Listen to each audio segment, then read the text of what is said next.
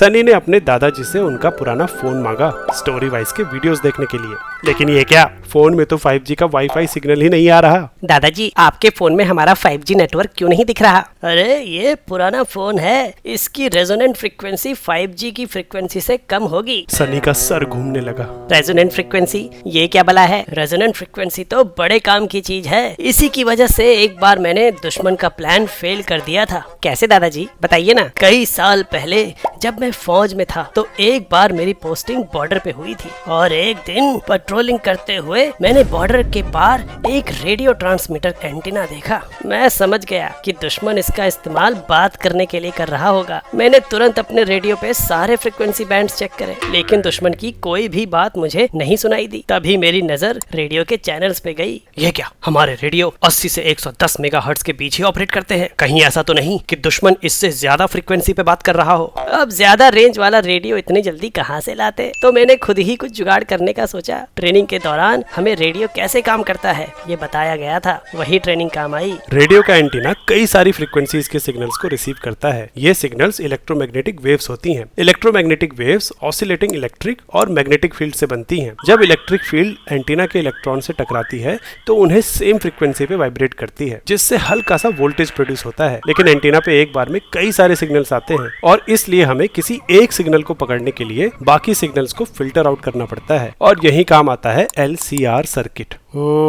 LCR school में पढ़ा तो था पर कुछ समझ नहीं आया। अभी सब समझ में आएगा, लेकिन LCR समझने से पहले तुम्हें कैपेसिटर और इंडक्टर को अच्छे से समझना पड़ेगा। कैपेसिटर एक ऐसी डिवाइस होती है जो इलेक्ट्रिकल एनर्जी को चार्ज के रूप में स्टोर करती है। इस पे जब एक DC वोल्टेज अप्लाई की जाती है तो सर्किट में एक करंट फ्लो करता है और ये करंट तब तक फ्लो करता रहता है जब तक कि कैपेसिटर फुल चार्ज ना हो जाए, क्योंकि फुल चार्ज होने पे इसकी वोल्टेज अप्लाइड वोल्टेज के बराबर हो जाती है और वोल्टेज डिफरेंस ना होने की वजह से करंट फ्लो नहीं करता। लेकिन क्या हो कि अगर हम DC वोल्टेज को बार बार ऑन ऑफ करते रहें, यानी इसको एक फ्रीक्वेंसी दे दें। अगर फ्रीक्वेंसी कम है तो कैपेसिटर को फुल चार्ज होने का टाइम मिल जाएगा और सर्किट में अपोजिंग वोल्टेज ज्यादा होगा। लेकिन जैसे जैसे फ्रीक्वेंसी बढ़ाओगे कैपेसिटर को फुल चार्ज होने का टाइम नहीं मिलेगा और उसकी अपोजिंग वोल्टेज कम होती जाएगी। यानी कैपेसिटर का अपोजिंग वोल्टेज अप्लाइड वोल्टेज की फ्रीक्वेंसी पे निर्भर करता है। AC में भी कैपेसिटर के अक्रॉस वोल्टेज बदलने से ये चार्ज और डिस्चार्ज होता रहता है और सर्किट में करंट फ्लो करने लगता है। ये करंट कितना होगा डिपेंड करता है AC वोल्टेज के एम्पलीट्यूड और फ्रीक्वेंसी पे। अगर फ्रीक्वेंसी कम है तो कैपेसिटर को पूरा चार्ज होने का टाइम मिल जाता है। ज्यादा चार्ज मतलब कैपेसिटर पे ज्यादा वोल्टेज और रेजिस्टर के अक्रॉस वोल्टेज डिफरेंस कम, यानी करंट भी कम होगा। वहीं हाई फ्रीक्वेंसीज के लिए कैपेसिटर को ज्यादा चार्ज होने का टाइम नहीं मिलता, जिसकी वजह से कैपेसिटर में वोल्टेज भी कम जनरेट होता है। अब सर्किट में रेजिस्टर के अक्रॉस वोल्टेज डिफरेंस बढ़ जाता है और करंट भी। गौर से देखें तो लो फ्रीक्वेंसी के लिए अपोजिट वोल्टेज बहुत ज्यादा होती है, मतलब कैपेसिटर ओपन सर्किट की तरह काम करता है। वहीं हाई फ्रीक्वेंसीज के लिए अपोजिंग वोल्टेज बहुत कम होता है, लगभग एक शॉर्ट सर्किट की तरह। समझा? यहाँ कैपेसिटर के अक्रॉस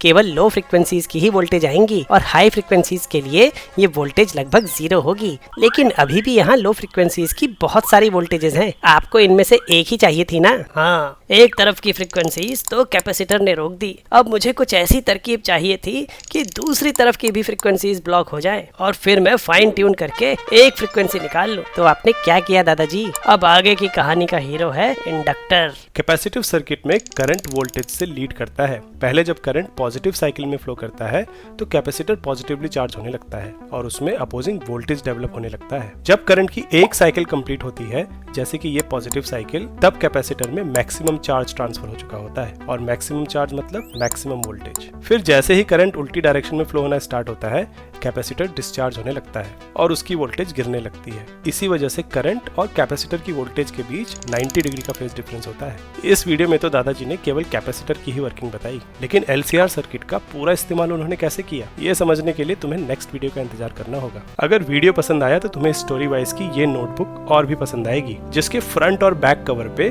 कैपेसिटर का ये कॉन्सेप्ट स्टोरी वाइज की स्टाइल में ही समझाया गया है। मतलब स्टोरी वाइज की हर नोटबुक फिजिक्स का एक कॉन्सेप्ट तो क्लियर कर ही देगी। प्रोडक्ट लिंक डिस्क्रिप्शन में है। हमारे प्रोडक्ट्स खरीद के तुम ऐसे ही और वीडियोस बनाने में हमारी काफी मदद कर सकते हो।